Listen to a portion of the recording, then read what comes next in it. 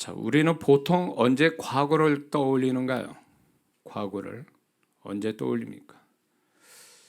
한 네 가지 경우에 과거를 떠올린다고 봅니다. 첫 번째는 현재의 고난이나 손해가 과거의 잘못된 선택과 결정으로 되어진 것이 아닌가라는 차원에서 원인을 찾기 위해서 과거를 기억하는 경우가 있습니다. 그리고 이런 태도는 굉장히 지혜로운 태도죠. 근데 두 번째는 이제 과거의 어떤 이유로 인해서 마음의 상처나 트라우마가 있어서 떠올리고 싶지 않아도 저절로 과거가 기억나는 경우가 있습니다. 그래서 과거에 이렇게 생각은 과거에 잡혀서 사는 분들이 있지 않습니까? 이건 굉장히 고통스러운 거죠. 그래서 이런 분들은 하나님께 망각의 은혜, 잊어버릴 수 있는 은혜를 달라고 기도하는 거 굉장히 중요합니다. 저도 이런 부분이 저도 있었죠. 살아오면서. 그런데 이제 하나님께 이런 기도를 많이 했어요. 하나님, 잊어버릴 수 있는 은혜를 주세요. 잊어버리고 그 다음에 이 과거에 대한 이제 그런 과거의 그 감정들, 상처나 트라우마로 인한 감정들이 소멸되게 해달라는 기도를 많이 하거든요.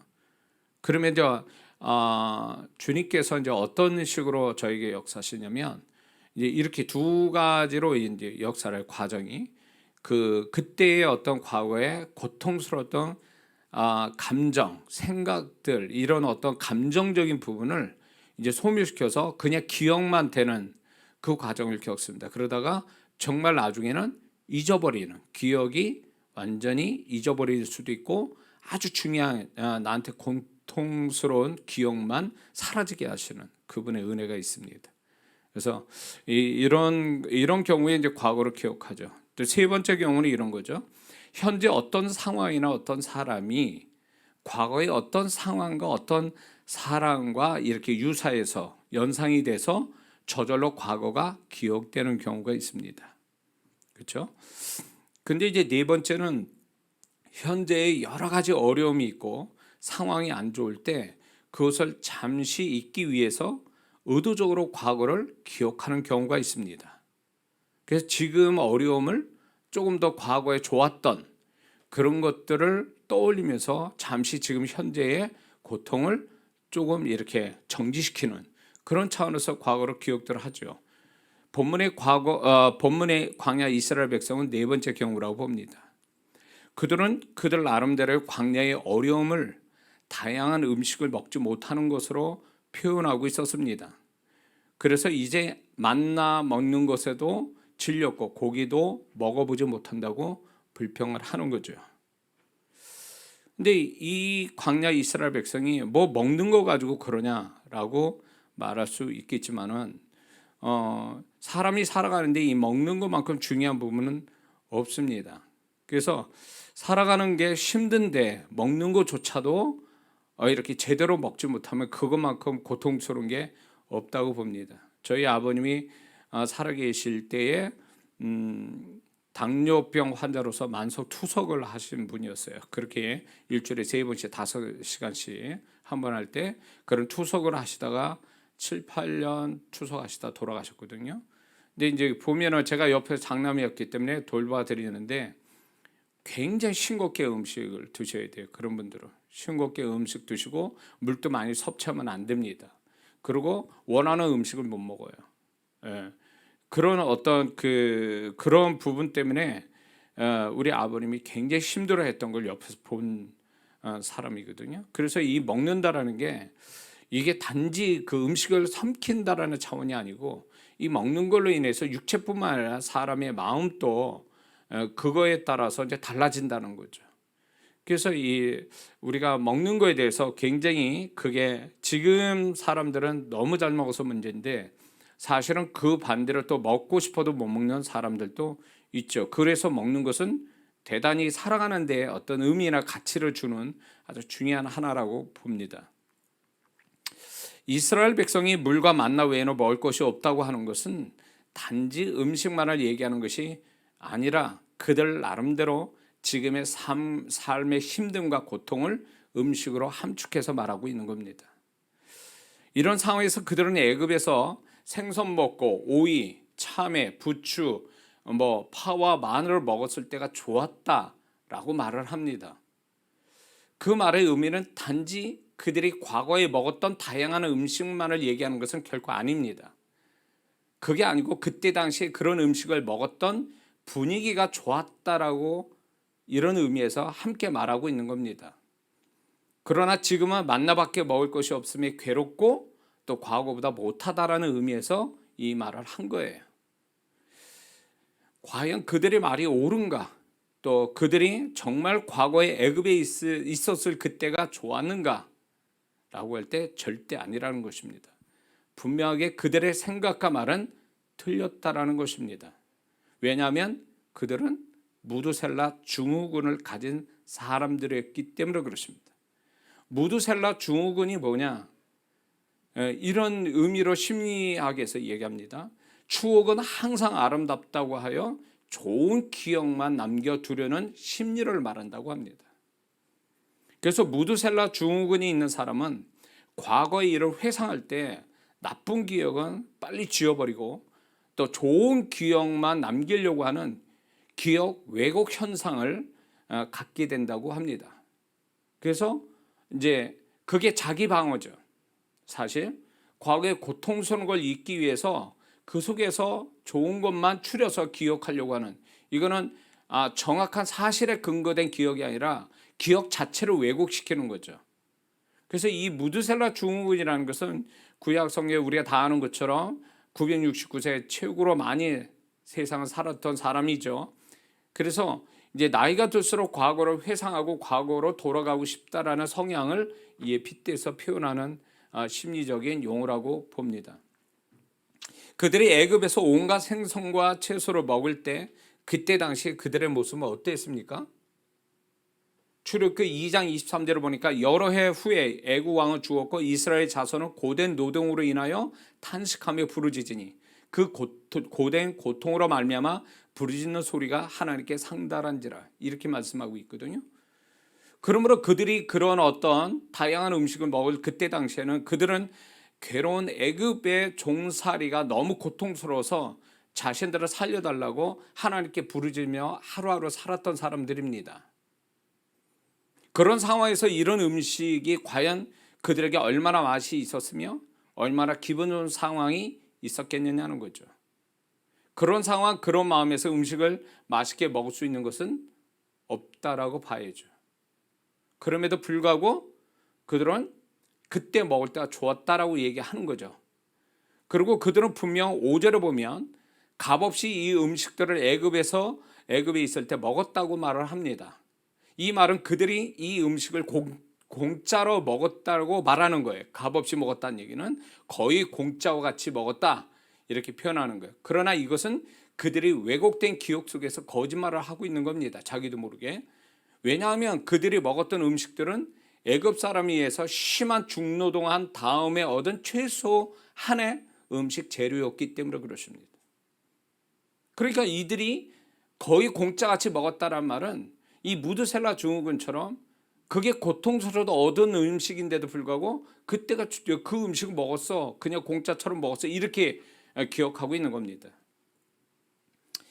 그러니 그들의 음식을 먹을 때가 좋았다라는 것은 이들은 분명 자기 스스로가 속이고 있는 거죠. 그들의 이런 심리가 그들의 지금 현실을 잘못 보게 했다라는 것입니다.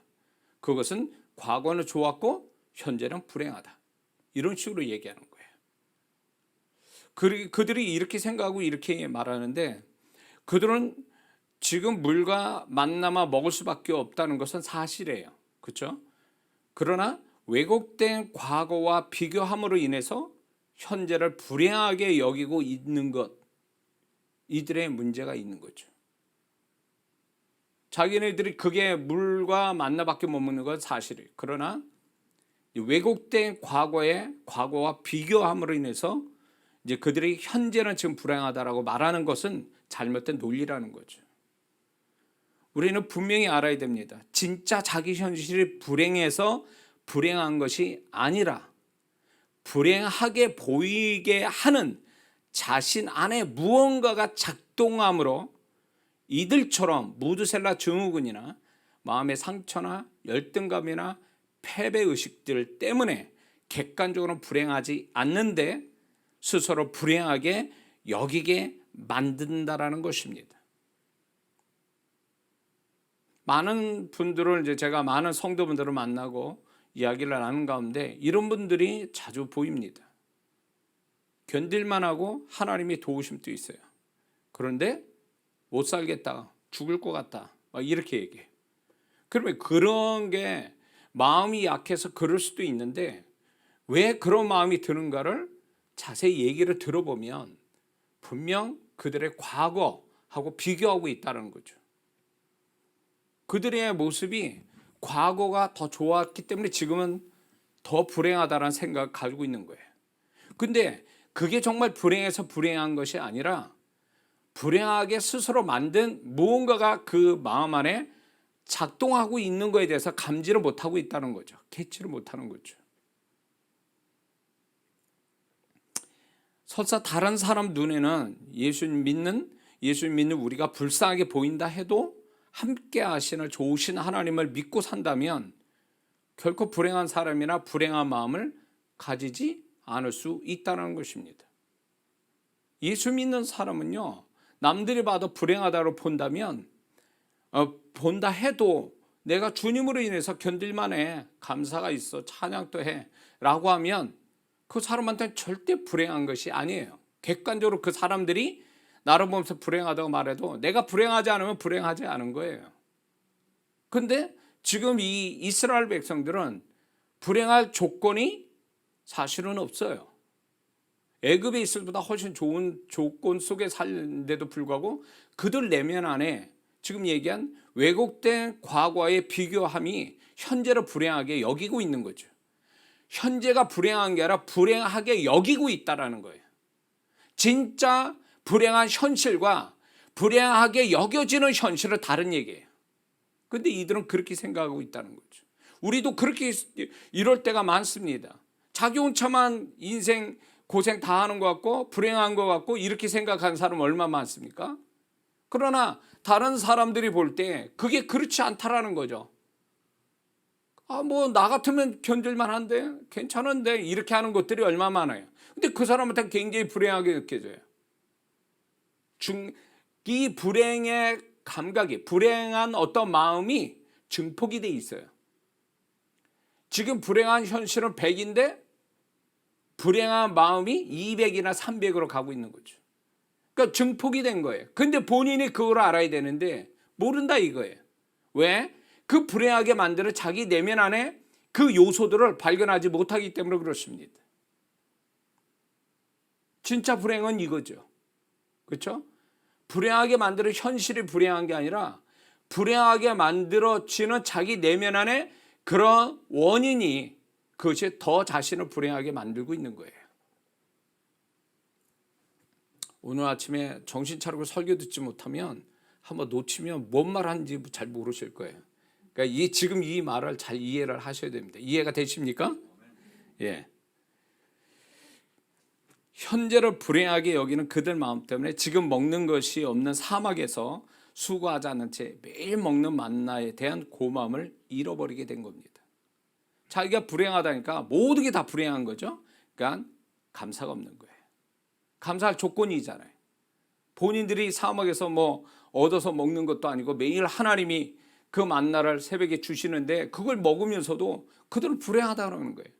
과거의 애굽은 어땠습니까? 죽어라 죽노동해야 겨우 그거 정말로 죽지 못해 먹는 그 음식이었는데 그들은 지금 수고하지 않아도 만나를 매일 먹을 수 있는 거예요.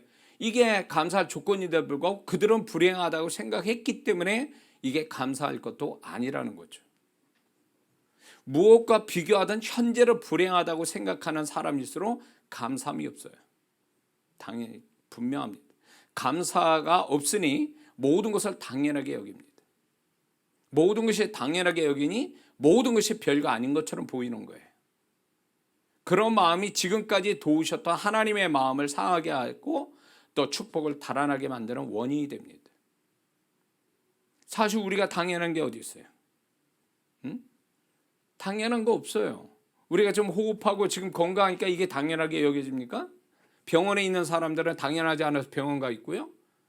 우리가 코로나를 잘 피했기 때문에 지금 건강하게 있는 거야? 그래서 그 사람 다른 사람은 코로나 걸려가지고 나가는 건 문제냐고요. 저도 병원에서 19일 있었어요. 다른 사람은 별것도 아닌 것처럼 지나갔지만 저는 19일 동안 죽다 살아났어요.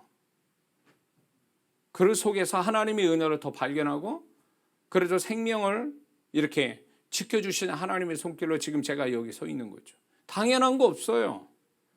근데 이들은 이게 불행한 마음을 갖고 있으니까 모든 게 당연하고 당연하니까 감사함도 없는 거예요.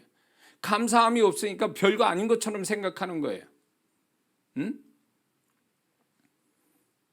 우리가 지금 어떻게 살든 보이든 보이지 않든 알든 모르든 느끼든 못 느끼든 하나님의 손길은 여전히 있고 하나님의 은혜도 여전히 있습니다. 이것을 귀하게 여긴 자가 그분의 손길을 더욱 경험하게 되는 것입니다. 또한 그들은 만나라는 것도 온갖 하나님의 보호하심도 대가를 치르고 얻은 것이 아니고 공짜로 얻었기 때문에 귀하게 여기지 않고 고마운 것도 없는 거예요. 불행한 마음이 감사함도 없는 게 뿐만 아니라 이들의 두 번째 문제는 대가를 치르지 않고 얻은 것들이기 때문에 감사함도 없고 그러고 귀하게 여기지도 않은 거죠. 공짜로 얻은 것은 귀하게 여기지 않고 고마울 줄도 모르는 거죠. 대부분 사람이 대가를 치르지 않고 무언가 얻으려는 태도는 굉장히 위험하다는 것입니다. 응? 도박해서 집 샀다는 사람은 못 들었어요. 응? 하룻밤 사이에 그렇게 해가지고 돈 벌어. 도박해가지고 게임 그거 하고 돈 벌어가지고 잘 살았다는 사람 못 들었어요. 왜 그럴까요? 공짜로 얻은 것처럼 생각하는 거죠. 쉽게 얻었다 생각하니까. 전에 이제 자주 뉴스에도 나왔던 사회적인 뉴스에서 나왔던 얘기인데 이제 건강 보조식품이나 건강 물건을 파는 그 판매장이 있지 않았습니까? 동네마다. 거기에 이제 노인분들이 이제 거기에 자주 가시죠. 그러면 거기에 이제 주관하는 분들이 이제 소위 재롱을 부리죠. 노인분들한테 노래도 불러주고 애교도 떨고 뭐 이렇게 저렇게 장기 자랑도 하고 뭐 다 그렇게 해요. 그러면서 이제 나갈 때 휴지도 주고 뭐 이렇게 저렇게 해서 공짜로 막 주시니까 이제 나이 드신 분들은 그게 이제 고맙고 그러니까 그걸 팔아준단 말이에요. 건강 보조식품이나 건강 물건들은. 근데 보면 나중에 보니까 그게 시중에 파는 것보다 몇 배 더 되는 물건이었다는 거죠. 몇 배나 더 부풀려서 팔았다는 거죠. 나이 드신 분들의 판단이 흐려지니까 그분들이 이렇게 선심 쓰듯이 그렇게 한 것이 결국 그것이 정말로 몇 배나 더 되는 바가지 씌우는 물건을 파는 게 된 거죠.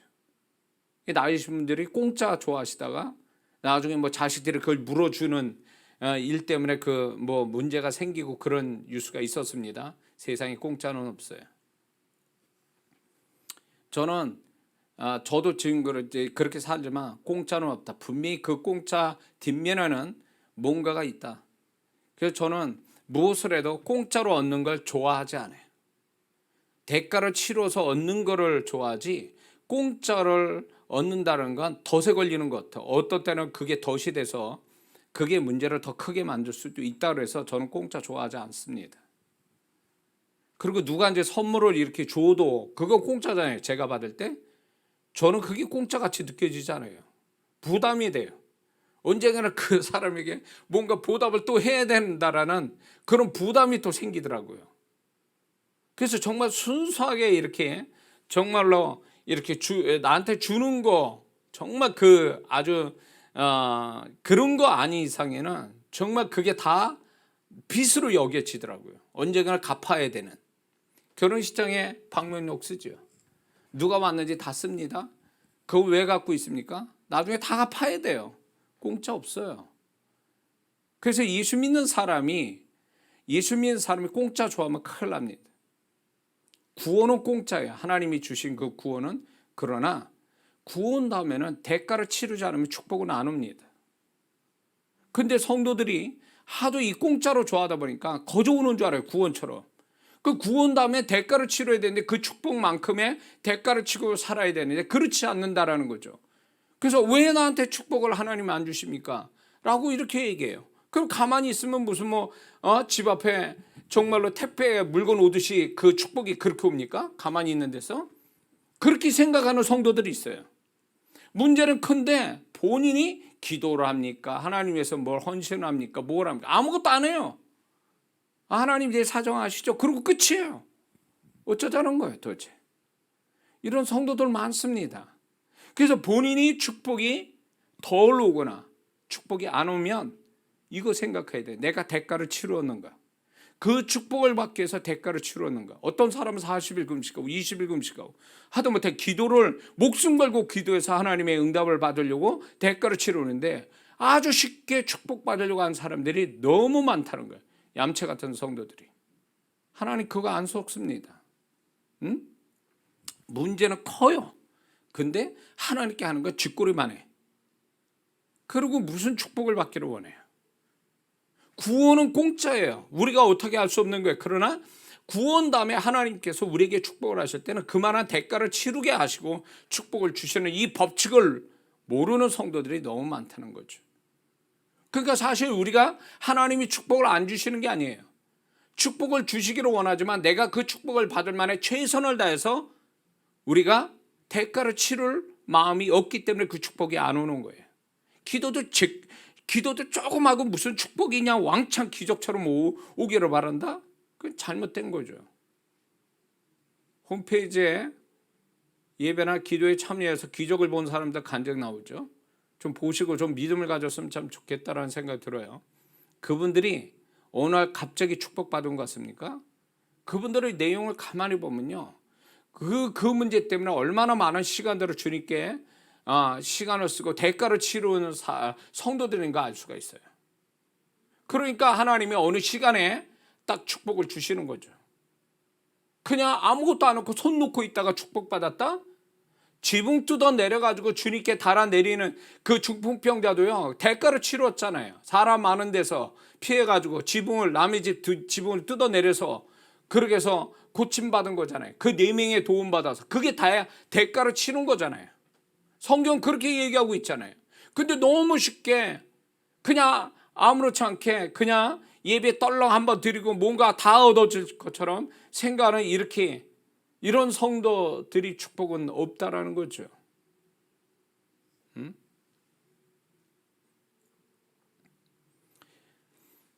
이스라엘 백성들이 물과 만나 외에는 먹을 것이 없어서 자신들이 힘들고 고생한다고 하소연하는 것이 정말 이게 어떻게 보면 당연할 수도 있는데 이게 무엇이 문제일까? 이 부분이.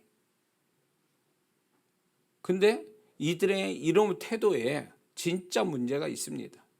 한 4가지 문제가 있는데 첫 번째는 그들은 지금 가지고 있는 것보다 지금 없는 것을 더 크게 보고 있다는 것이 그들의 진짜 문제였다는 것입니다. 그들의 어떤 사막에서 만나 외에 먹을 것이 없다는 것, 만나에 질리는 것, 그것은 사실이죠. 그러나 그들은 또 다른 분명한 큰 사실을 모르고 있었습니다. 그것은 그들이 과거 애굽에서 종살이 할 때보다도 지금이 더 좋은 조건 속에서 환경 속에서 살고 있다는 것입니다. 자신을 괴롭히는 애굽 사람 없지요. 종살이 하지도 않죠. 전에 보지 못했던 경험하지 못한 하나님으로 인해서 최적화된 환경 조건을 가지고 살고 있죠. 거기다 굶어 죽지 않죠. 그리고 그들은 가나안이라는 미래의 소망이 확실히 있었고 또 그렇게 지금 가나안을 향하여 가고 있었습니다. 그들은 가진 게 많아요. 근데 그들의 얘기는 지금 없는 걸 얘기하고 있잖아요.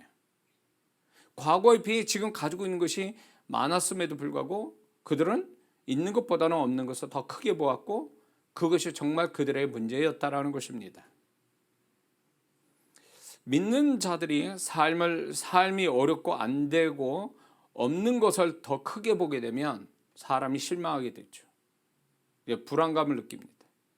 그러다 보니까 하나님이 나를 돕지 않는다 라는 생각에 교회도 안 나고 주님을 떠나가는 성도들도 있습니다. 근데 그런 성도들을 가만히 보면 하나님이 과거로부터 그 성도가 그런 삶을 그래도 꾸준하게 그분이 도우시고 은혜 주셨다라는 것이 있는데도 불구하고 그 면을 본 게 아니에요. 지금 당장 어렵고 힘들고 있어야 되는데 없는 그것 자체가 하나님보다 더 크게 보고 있는 거죠. 그러니까 교회 생활이 재미가 없는 거예요. 주님과 가까이 사는 게 별로 도움이 안 된다고 생각하는 거예요. 이게 문제인 거죠.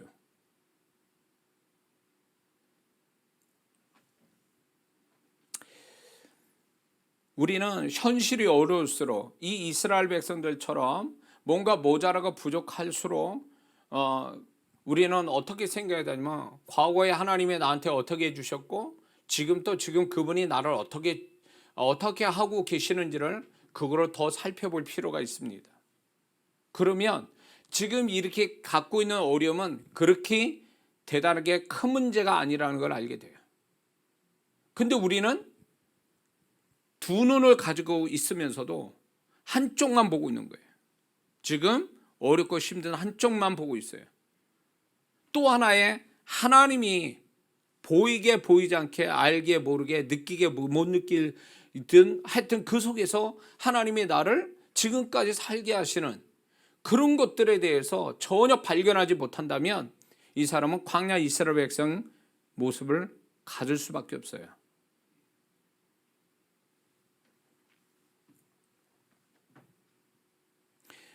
이스라엘 백성들은 하나님이 함께 해주셔서 모든 것을 채워주시는 그 큰 현실을 보지 못하고 없고 부족한 작은 현실만을 보고 있었다는 것입니다. 이게 진짜 그들의 문제예요. 그러니까 작은 거는 크게 보고 큰 거는 작게 보는 이런 태도가 결국 자기들의 스스로의 불행을 불러오게 한 거죠. 두 번째, 이스라엘 백성이 진짜 고생과 불행이 무엇인지 알지 못한 것이 그들의 진짜 문제였다는 것입니다. 진짜 고생과 불행이 무엇인지를 그들은 몰랐다는 게 문제인 거죠. 그들이 먹고 싶은 것을 먹지 못한 것이 그들의 문제가 아니었습니다. 그게 진짜 힘들고 불행한 것은 아니었다는 것입니다. 그들이 진짜 힘들고 불행한 것은 하나님이 없이 살거나 하나님의 도우심을 받지 못하고 사는 것인 것을 알지 못했다라는 것입니다. 그들은 음식 타령하면서 그것이 중요한 것처럼 말하는 것은 그들이 하나님 없는 삶이 무엇을 의미하는지를 모르고 하는 말이라는 것입니다. 그들은 애굽에서 종살이면서 매일 중노동하면서 죽지 못해 살고 겨우 생명만 유지할 음식을 먹고 살아가는 모세가 등장하기 전까지 그런 삶을 살았거든요. 결국 하나님이 직접적으로 그들에게 도우시는 사건은 없었어요. 애굽에서 10가지 재앙이 나오기 전까지는. 그러니까 그들은 어떻게 보면 하나님의 택한 백성이지만 하나님 없는 삶을 살았던 거예요. 고난만 있고 하나님이 직접적으로 돕는 경험이 없는 삶을 살은 거예요. 그러므로 이스라엘 백성들은 애굽에 있을 때 하나님 없이 사는 삶이 무엇인가를 하나님이 돕지 않으면 어떤 삶인가를 그들은 이미 경험했던 사람들이에요. 그런데 그것이 하나님 없는 삶이 두렵고 이게 불행하다는 생각을 크게 가져야 되는데 그들은 지금 하나님과 함께 살면서 하나님이 주신 걸 받고 살면서 그들은 그것이 귀한 줄 모르고 하나님 없는 그냥 먹을 것만 잔뜩 있은 그런 것들만 그들이 기억하고 있다는 것은 이들이 뭔가 잘못 생각하고 있다. 이게 진짜 문제라는 거죠.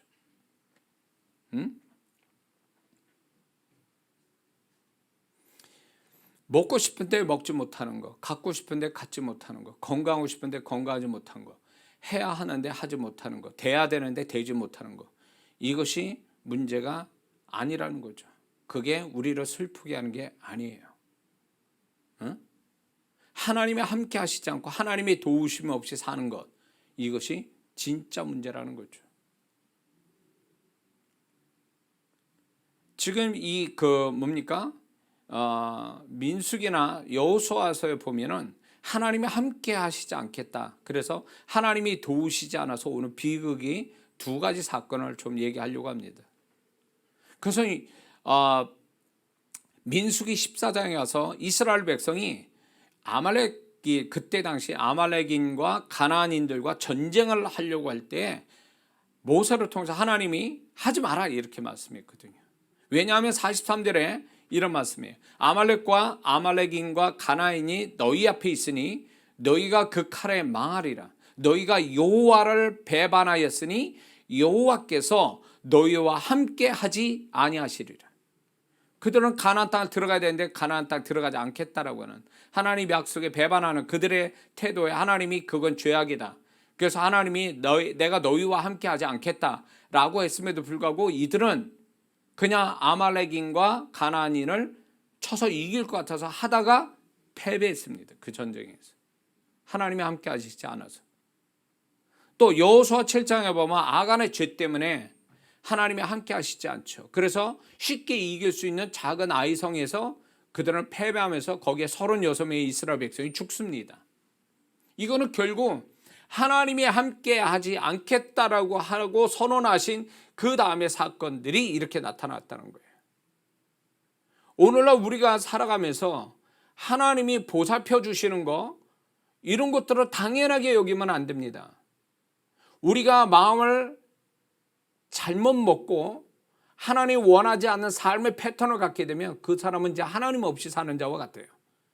그러면 그 나머지 모든 것들은 자기가 다 처리해야 되고 그 모든 하나님의 보호막이 없으니까 사단이 역사하고 문제가 심각해진다는 거예요. 그나마 교회 다니고 그나마 신앙생활 한다고 뭘 하니까 하나님이 그래도 도우시고 은혜를 주시는 거지, 만약에 이런 것조차도 안 했다면 하나님이 함께 해주신다는 이 단어가 단지 그분이 아무 일도 안 해주시고 곁에 있는다는 뜻이 아니거든요. 구약에 하나님이 함께 하신다는 건 돕는다, 내가 너를 돕는다라는 의미에서 함께 하신다는 거거든요. 근데 오늘날 하나님이 정말로 믿는 자에게 함께 하시지만 실상에 가서는 함께 하지 못하게 하는 성도들이 얼마나 많은지 몰라요. 그게 비극이라는 거예요. 그게 두려움이고 그게 불행이라는 거죠.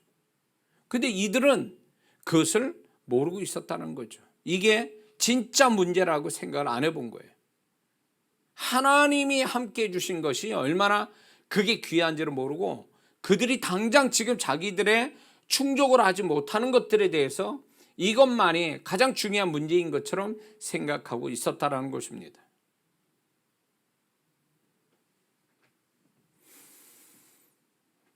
자, 그래서 이스라엘 백성들이 정말 고생과 불행이 뭔 줄은 모르고 살았다라는 것이 이게 문제인 거죠. 이게 정말 하나님 없이 사는 게 진짜 고생이고 그게 불행이라는. 그래서 오늘날에도 하나님 없이 그냥 용감하게 세상 속에 살아가는 크리스찬들이 한두 명이 아닙니다. 주인을 버린 것 같은 거예요. 자기의 완벽한 주인을 버리고 사는 종의 모습이라는 거죠. 그게 얼마나 무모하고 얼마나 그게 겁이 없는 태도인가를 모르고 살아요. 그나마 하나님이 은혜의 하나님이시고 축복해 주시기 원하시는 하나님이니까 겨우 교회 한번 나오는 것도 은혜 주시려고 하는 거예요, 사실은. 응? 정말 이런 거 생각 안 해봤습니까? 내가 하나님께 하는 거에 비해서 하나님이 나에게 베풀어 주시는 것이 얼마나 큰가를 생각해 봤냐고요. 응? 일주일 내내 기도 안 합니다. 주님 생각 안 하고 살아요.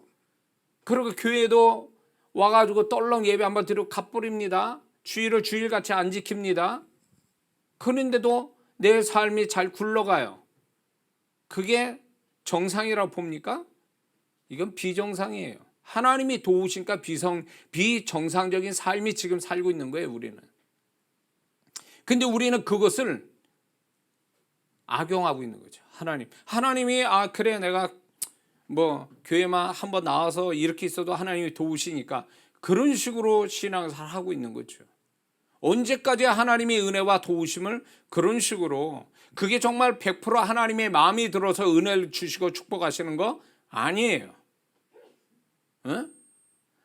내 자식이 100% 완벽하게 부모에게 잘해서 부모가 자식을 돕는 게 아니에요. 그게 아니잖아요. 내 자식이니까 못났어도 모자라도 기분 나쁘게 해도 내 자식이니까 모든 걸 다해서 자식을 돕는 게 부모의 마음인 것처럼 하나님이 우리를 구원하셔서 예수님으로 말미암아 구원하셔서 하나님 자기의 자녀되게 하신 그 하나님이 우리를 소중히 여겨서, 그래서 우리가 조금 뭘 하나 해도 하나님께 뭘 해도 그거를 크게 축복하시고 은혜 주시려는 하나님의 사랑의 마음에서 나온 거지, 우리가 정말 잘해서 그렇게 해주시는 게 아니라는 거예요. 왜 우리는 그거를 모르고 하나님 마음 모르고 최소한의 신앙만 유지하려고 그러면서 축복은 없고 축복 달라고 그러고 말이에요. 그건 너무 하나님 앞에 너무 뻔뻔한 게 아니냐 그거예요.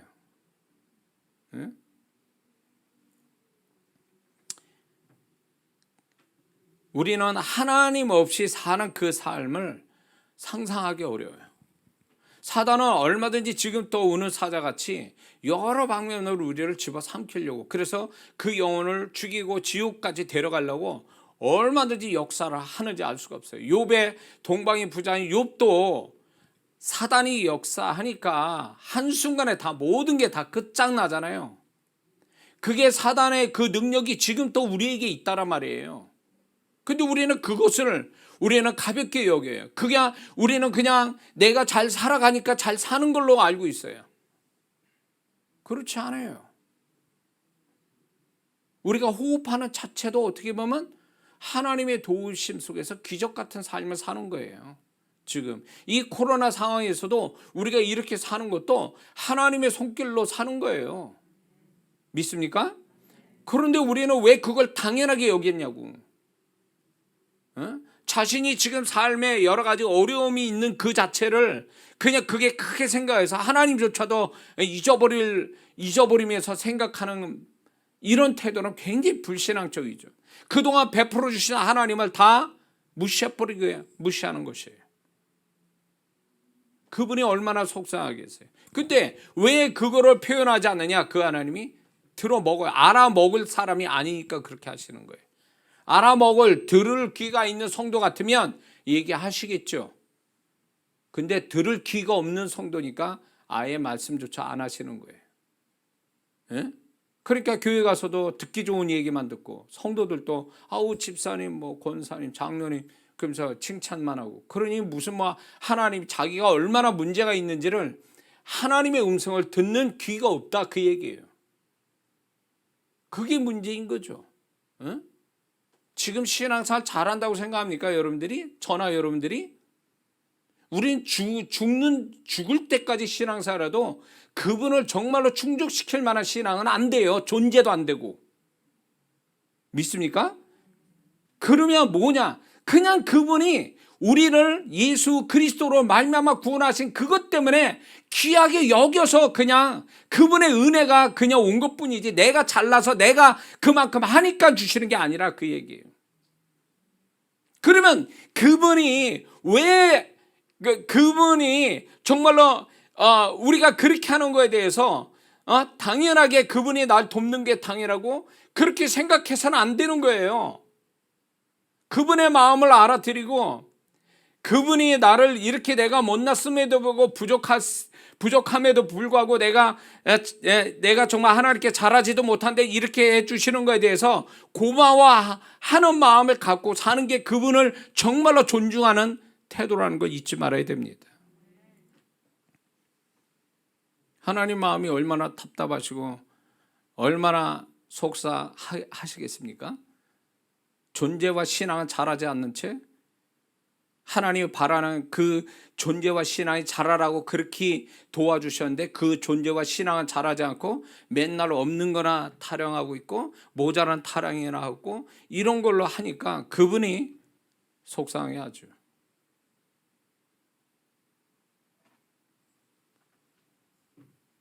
우리가 그분에게 충분히 이렇게 받고 사는 자체, 여러 가지로 받고 사는 자체는 자격이 돼서가 아니에요. 그분의 일방적인 사랑 때문에 그렇게 된 것뿐이에요. 내 자식이 무슨 나한테 잘해서 부모가 헌신합니까? 아니잖아요. 그러니까 내 자식이니까 그렇게 해주는 거예요. 그냥 내 자식이니까 내 거 다 부모가 다 빼가지고 그 자식 잘 되기 위해서 그냥 하는 거예요. 자식이란 존재 자체가 그런 거죠. 하나님도 우리를 그렇게 보시는 거예요. 내가 정말 잘나서 내가 잘해서 그분이 베푸시는 게 아니에요. 그냥 귀하니까 예수 그리스도로 말미암아 구원받은 사람이니까, 하나님의 백성이니까, 하나님의 자녀니까 그렇게 해주는 것뿐이에요. 그걸 악용하면 안 됩니다. 그걸 남용하면 안 돼요. 그래서 신앙이 좋다는 얘기는 가면 갈수록 그분의 은혜가 얼마나 크고 그분의 사랑이 얼마나 큰지를 아는 것, 거기에 감격하고 살아가는 것, 그게 신앙 좋은 사람의 모습이잖아요. 우리가 뭐 축복을 더 많이 받아서 하나님을 사랑하는 게 아니잖아요. 정말 자식을 부모로서 헌신을 해서 그 자식이 정말로 자라가서 내가 정말 자식을 잘 키워서 내가 그렇게 고상한 보람이 있어. 그럴 때가 언제입니까? 언제인 것 같아? 자식이 출세해서 용돈 많이 줄 때? 난 그게 아니라고 봐요. 그게 아니고 이 자식이 부모 마음을 알아주는 거. 부모 마음을 알아주는 거예요. 자신을 키우기 위해서 얼마나 힘드셨을까? 얼마나 어려운 상황에서도 자신을 이렇게 잘 키워주신 거에 대한 그런 부모 마음을 알아서 감사하는 거, 이거 하나면 되는 거거든요. 부모 입장에서는 그거잖아요. 하나님 또 우리에게 바라시는 거 바로 그거예요. 더 큰 걸 바라시는 게 아니라 정말 우리가 그분의 마음을 알고 그분의 어떤 그분이 나에게 베풀으신 걸 알고 감사히 여기는 거, 그분의 존재와 신앙으로 조금씩 전진해 가는 거, 이게 그분의 은혜에 보답하는 길 아니냐 말이에요. 근데 이들은 그렇지 못했다는 거죠. 문제가 진짜 뭔지를 모르고 있는 거예요. 예수 믿는 사람은 이 부분에 대해서 이거 잘 아셔야 됩니다. 우리가 만나지는 문제가 육적으로 해석하면 그건 정답이 아니에요.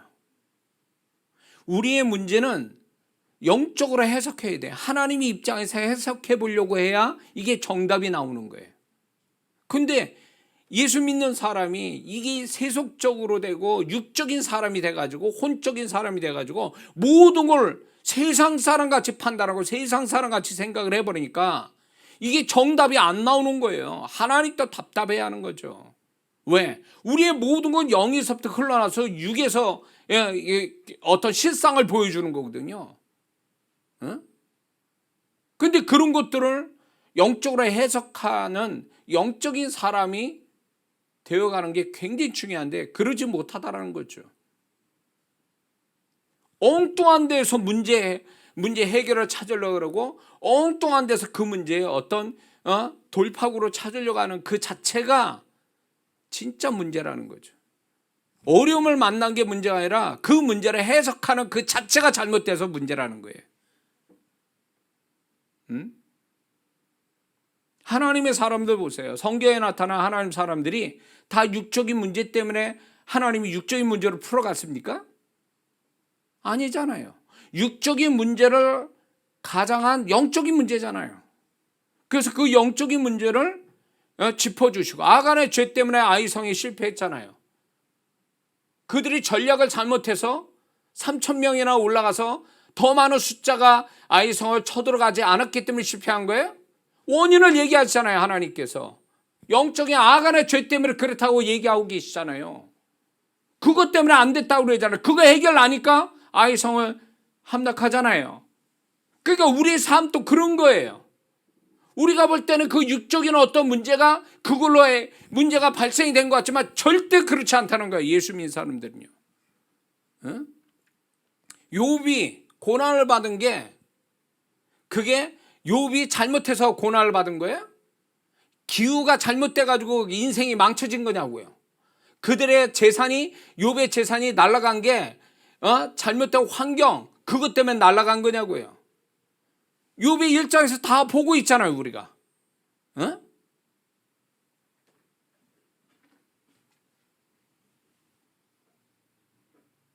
그러므로 예수 믿는 사람이 정말 이게 문제의 어떤 그 방향성을 진짜 문제의 방향성을 못 잡으면 그 사람은 평생 그것 때문에 계속 고생할 수도 있어요.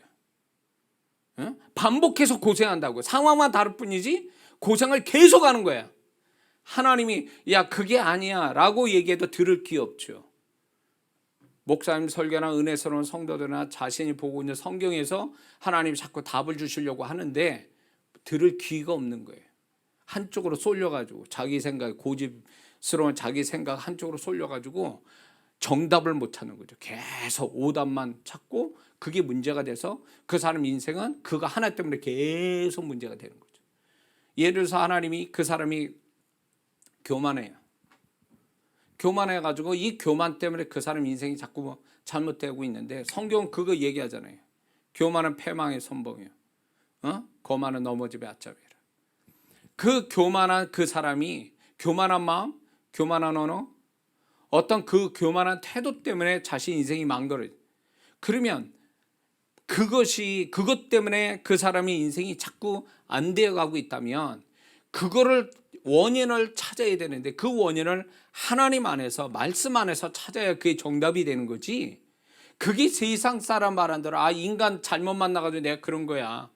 내가 환경을 잘못 만나서 그래. 머리를 지혜롭게 쓰지 못해서 그런 거야. 이런 식으로 해석하면 이게 문제가 해결되겠습니까? 그 사람은 죽을 때까지 이 문제 해결 못합니다. 정답을 찾기 전까지는. 하나님 안에서. 이스라엘 백성이 그런 사람들이에요. 그래서 광야 1세대는 그래서 죽은 거죠. 광야에서. 정답을 못 찾았으니까. 세 번째는 이 광야 이스라엘 백성은 지금 자신이 축복받고 있다는 사실을 알지 못했습니다. 그것도 과거보다 더 나은 축복을 지금 받고 있음에 그들은 모르고 있었다는 것이 그들의 진짜 문제인 것입니다. 왜 그들은 축복을 받고 있음을 알지 못했을까요? 두 가지로 좀 생각해 보면 첫 번째는 그들은 축복을 축복으로 여기지 않았기 때문에 그렇습니다. 그들은 광야 생활 자체 또 광야에서 보낸 그 시간 자체가 하나님의 축복이었음에도 불구하고 그거는 축복으로 여기지 않았습니다. 아까 얘기한 당연하게 여겨진 것들이죠. 후에 이제 그들이 불뱀 사건이 생기죠. 불평에서 온 그 사막에 사는 불뱀에 물려 죽는 사건을 통해서 아마 그들은 그랬을 거예요. 이 불뱀이 없었는데 언제 생긴 거야? 하나님은 불뱀을 창조해가지고 거기다 풀어놨겠습니까? 이미 사막엔 불뱀이 있는 거예요. 근데도 하나님 보호하심이 있어서 그게 그들을 물지 못하게 방어만 해 주신 거란 말이에요. 그런데 그들의 불평으로 해서 그 방어막이 터지면서 있었던 불뱀이 들어오면서 그들은 죽은 거죠. 그걸 통해서 그들은 이게 하나님의 보호가 우연이 아니었구나. 이게 당연한 게 아니었구나. 이렇게 생각했을 거예요. 근데 우리도 그럴 수 있어요. 지금 평안한 나라 살 때는 이게 하나님의 은혜와 도우심이라고 생각 안 하고 있어요. 그래도 문제가 크게 한번 뻥 터지고 나서야 내가 그동안 살아온 게 하나님의 은혜였고 도우심이었구나 이렇게 말하면 이미 때는 늦었다 그 얘기예요. 지금 이런 삶을 굴러가는 그 자체도 하나님이 도우셨기 때문에 이런다. 최악으로 가지 않은 것만 해도 감사하다. 이렇게 마음을 가져야 하나님의 보이든 안 보이든 느끼든 안 느끼든 하나님을 기쁘게 해드리는 게 아니냐 말이에요. 누가복음 15장에 보면 이제 우리가 흔히 아는 탕자 비유 얘기 나오죠. 거기에 누가 문제냐면 탕자는 처음에 잘못했지만 후에 이제 잘된 케이스잖아요. 그런데 탕자 이 형이 사실 더 불행한 사람. 왜? 아버지 집에서 아버지의 재산을 다 가지고 있음에도 불구하고 아버지와 또 함께 살고 친구들과 같이 있음에도 불구하고 이 탕자 형은 자기는 불행하다고 생각한 사람이었어요. 왜 염소를 한 마리 잡아서 친구가 나누지 못하게 하십니까? 왜 갖지 못하게 하십니까? 뭘 얘기하는 거예요? 축복을 축복으로 여기지 못하는 그 탕자 형이 그 탕자보다 더 문제가 많은 사람이라는 거예요. 그렇죠? 이 마태복음 25장에 5달란트, 2달란트, 1달란트 종 나오죠. 근데 1달란트 받은 그 종의 불행은 뭡니까? 주인이 그 1달란트를 맡길 정도면 얼마나 주인이 신뢰하는 자요? 얼마나 주인이 종을 사랑하고 축복하려고 하는 주인인가를 알 수 있는데도 이 1달란트 받은 종은 그걸 몰랐다는 거예요. 축복을 축복으로 여기지 못하니까 결국 그 축복이 불행으로 바뀌는 사건이 생기지 않습니까? 오늘날 많은 성도분들의 문제가 여기 있어요. 축복을 축복으로 여기지 않는 것, 당연하게 여기는 것, 이런 것들이 그 사람을 더 불행하게 만든다는 거죠. 저는 이 주의를 이렇게 지키는 이것이 32년간 목회를 하면서 매 주일을 평안한 날 속에 건강함으로 예배를 인도하고 설교를 할 수 있는 이 자체가 저한테는 어마어마한 축복이라는 것을 지금 또 감사하거든요. 더 감사할 수 있었던 것은 제가 병원에 19일 동안 있을 동안에 더 감사했어요. 물론 그것 때문에 기록은 깨졌지만, 주일을 지켜야 되는 32년 동안 했던 주일 지키는 걸 깨졌지만, 그걸 통해서 하나님이 정말 나를 32년 동안 지켜와 오셨다라는 것에 대해서 얼마나 감사한지 몰랐어요. 지금도 마찬가지예요. 여러분들이 지금 이렇게 하나님이 이렇게 평안한 나라를 사는 그 자체가 하나님이 가장 큰 축복을 많이 받은 날의 모습이란 걸 믿으셔야 됩니다. 우리 몸에 수백 개의 암세포가 하루에 생겼다 하루에 또 없어지죠. 정상세포에 잡혀서 하나만, 그 암세포가 하나가 위만 붙어도 위암이 되는 거예요. 췌장암에 붙었다 그러면 죽는 거예요. 그냥 췌장암은. 그게 기적 아닙니까? 얼마나 우리는 기적 속에 살고 있어요. 뭘 더 얻지 못했기 때문에 나는 불행하다라는 이 논리는 하나님을 불쾌하게 만드는 거예요.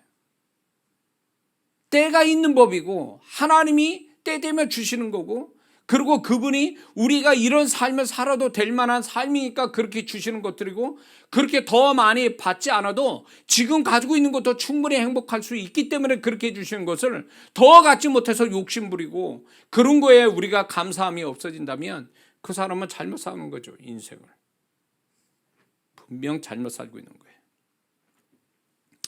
그들이 왜 축복을 축복으로 여기지 않았냐면, 두 번째는요, 그들은 축복이 단회적으로 있다가 금방 사라지면, 그 단회적으로 온 축복이 금방 사라지면 다음 축복이 오는 그 시간까지 축복이 없는 상태라고 여겼기 때문에 그렇습니다. 축복이 왔어요. 그리고 그 다음 축복이 올 때까지 그 사이에는 축복이 없다 이렇게 생각한 거예요. 근데 우리도 이렇게 생각하거든요. 그러나 그들을 향한 하나님의 축복은 멈춘 적이 없었고 축복이 사라진 것도 아니라 지금까지 끊어지지 않고 계속 있어 왔고 지금 또 다른 축복으로 진행 중이었다는 것을 그들은 믿지 않았다는 것입니다. 이게 축복을 축복으로 여기지 않는 그들의 태도였다는 거죠. 축복이 끊어진 게 아니었거든요. 없어진 것도 아니에요. 계속 진행되고 있었던 거예요. 평범한 날이, 그들의 광야의 평범한 날이 다 그게 하나님의 축복이 진행되고 있었던 거예요. 만나로 며칠만 안 주면 어떻게 되는 거예요? 하나님이 그 일을 안 하셨다면 어떻게 되는 거예요? 만나가 내려왔다는 거, 매일 구름기둥, 불기둥이 있었다는 게 뭘 얘기하는 거예요? 그 축복이 계속 진행되고 있었다는 얘기 아니에요? 멈춘 적이 없다는 얘기잖아요. 근데 그들은 그것을 축복으로 여기지 않았다라는 게 문제예요. 그게 뭔가 자신 손에 잡히는 게 있어야 그게 축복이고, 그게 없는 날은 축복이 없는 것처럼 생각했다, 그 얘기예요.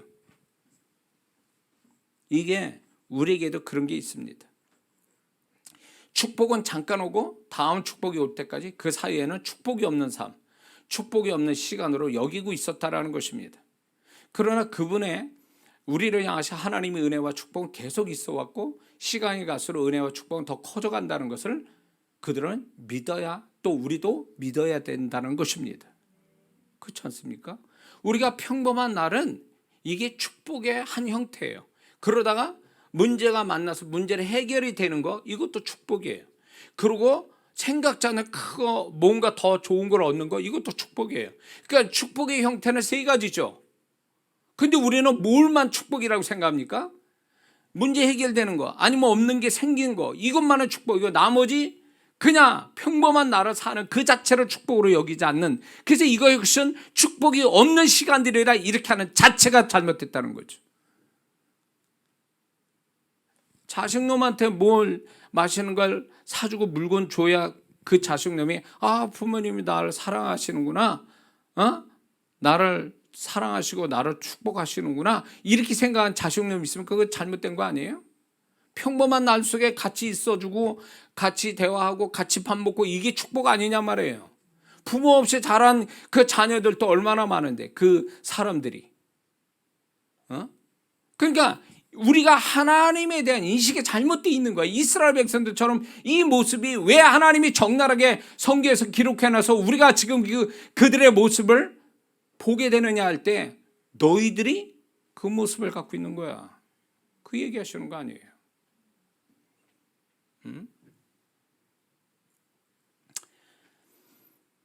네 번째 그들이 진짜 문제는 뭐냐면 그들은 하나님이 뒤로 가는 태도를 원치 않으시고 기뻐하시지 않는다는 걸 알지 못하는 것이 진짜 문제였다는 것입니다.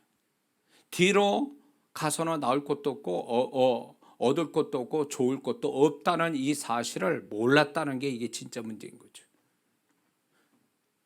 히브리서 10장 38절에 오직 나의 의인은 믿음으로 말미암아 살리라. 또한 뒤로 물러가면 내 마음이 저를 기뻐하지 아니하리라 하셨느니라. 이스라엘 백성들은 자꾸 과거 얘기만 하고 있죠. 그리고 앞으로 갈 생각을 안 해요. 가나안 땅 들어갈 생각을 안 합니다. 그들은 정체됐고 과거로 돌아가려고 하는 이 뒤로 물러가는 이 자세가 하나님을 불쾌하게 만드신 거죠. 하나님 기뻐하지 아니하신다라는 말은 감정만의 문제가 아니라 하나님 기뻐하지 않는다면 그 사람 인생 자체가 잘못되는 거죠.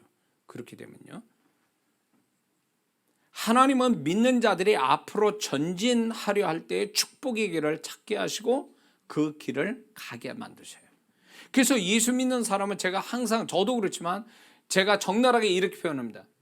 뒤로 가지 마라. 정체되지 말고 머리가 깨지더라도 기어서라도 앞으로 가라. 그래야 하나님의 은혜가 있다. 기어서라도 앞으로 가라는 거예요. 근데 그들은 기어서 앞으로 가는 게 아니라 계속 뒤로 가자는 거죠. 하나님 기뻐하지 않는 뒤로 간다는 말이 무엇일까요? 여기에 중요한 의미가 있어요. 뒤로 간다. 존재와 신앙의 수준이 떨어지는 것. 이게 뒤로 간다는 표현이에요. 두 번째는 하나님과 멀어지는 것. 그게 뒤로 가는 거예요. 하나님 앞에서 점점 영적인 양이 모자라 가는 것. 그게 뒤로 가는 거예요. 예배의 횟수나 기도 양이나 이런 것들을. 그 다음에 과거에 매이는 것. 그게 뒤로 가는 거예요. 또 과거로 회개하는 것. 이들처럼 그것이 뒤로 가는 겁니다. 그들이 뒤로 가서 남은 건 없어요. 하나님이 뒤에서 축복하지는 않아요.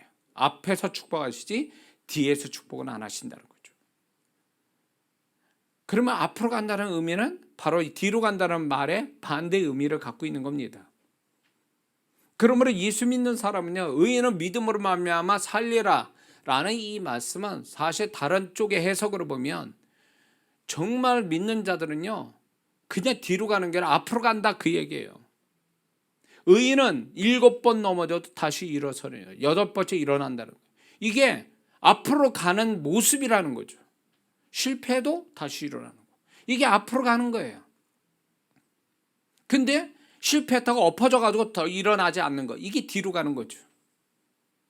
예수 믿는 사람은요 어떤 식이든 앞으로 가야 하나님 손길이 거기에서 나타나고 그래야 그 삶이 뒤에 가서 후회함이 없는 게 우리 삶이에요.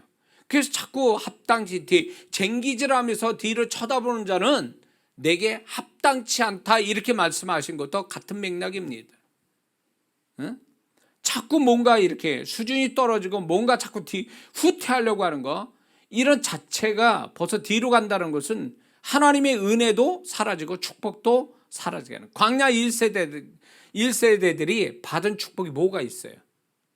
광야에서 죽은 거예요. 약속을 받고도 그들은 불행한 인생으로 종집으로 찍은 거죠. 그러면 이걸 뭘 얘기해요? 예수 믿는다고 해서 다 축복받고 사는 거 아니에요. 예수 믿는다고 해서 그 사람이 정말로 하나님의 손길이 동일하게 나타나지 않아요. 왜? 차별을 두시거든요. 구원은 차별이 없지만 구원 다음에 하나님의 손길은 차별을 주신다는 거예요. 그 성도가 어떻게 하냐에 따라서 그 하나님의 모습이 각각 달라지게 나타나는 거예요. 여호수아 갈렙에 나타나는 하나님과 광야 1세대의 하나님은 전혀 다른 모습이잖아요. 같은 이스라엘 백성이고 같은 사람들인데 같은 환경에 살았는데 왜 하나님이 이렇게 다를까요? 태도가 다른 거예요.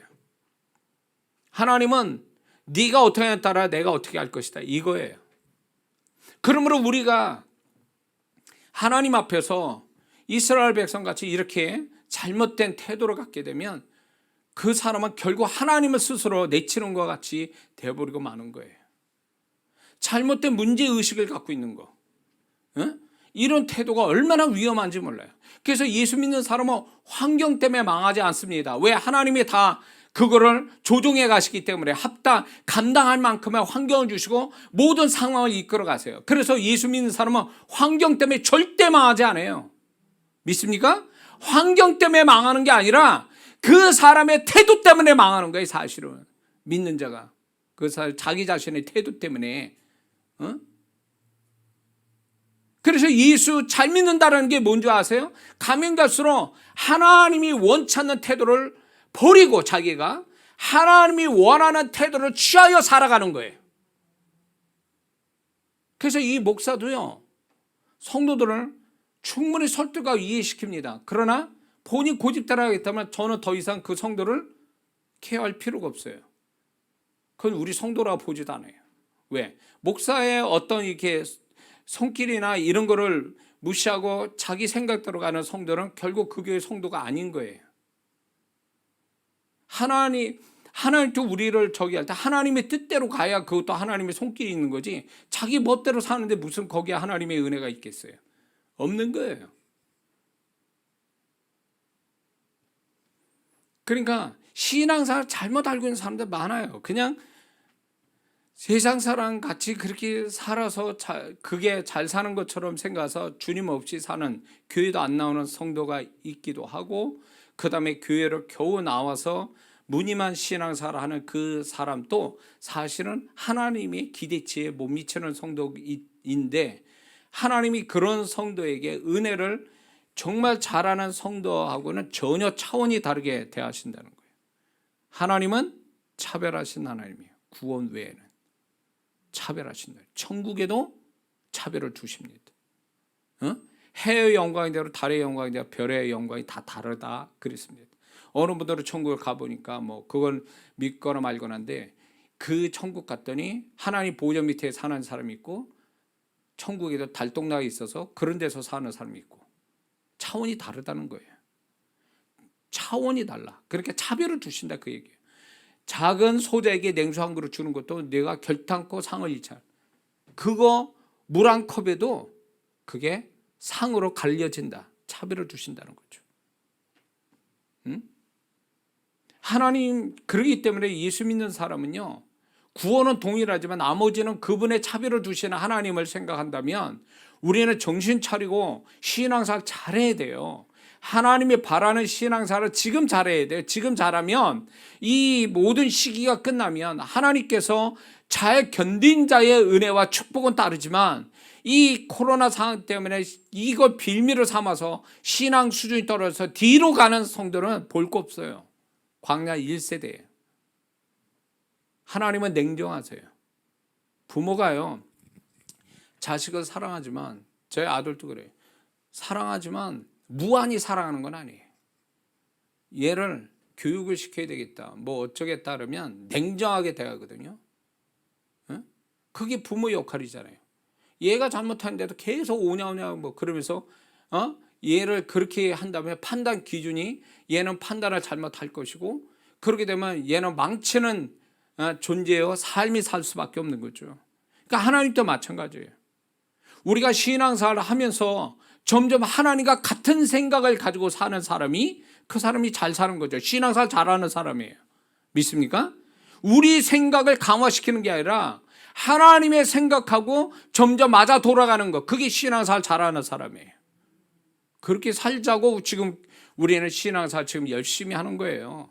복 받으려고 하는 것은 부수적인 문제고, 진짜 하나님과 이들의 광야 1세대의 문제는 뭡니까? 하나님과 마음 맞추는 게 이미 안 된 사람들이에요. 하나님의 의도와 하나님이 생각하고 맞아 돌아가기엔 틀린 사람들이에요. 40년 동안. 40년 동안에도 하나님과 마음을 맞추지 못하고 산 사람들이거든요. 그러므로 우리가 하나님과 마음을 맞춰 하나 되어 살아간다는 거, 이게 신앙생활 잘하는 비결이고, 이렇게 살아가도록 우리는 애써야 되는 거예요.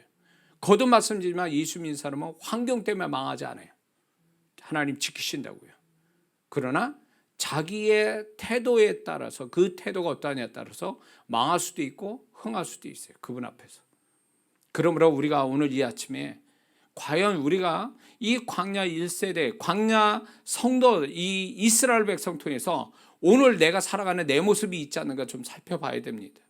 그래서 우리가 잘못된, 이들과 같은 잘못된 어떤 문제의식, 잘못된 방향으로 문제의식을 갖고 있다면 버려야 되고, 하나님이 바라시는 태도를 오늘 이 아침에 우리에게 가지고 살아야 될 줄 믿습니다. 기도하겠습니다.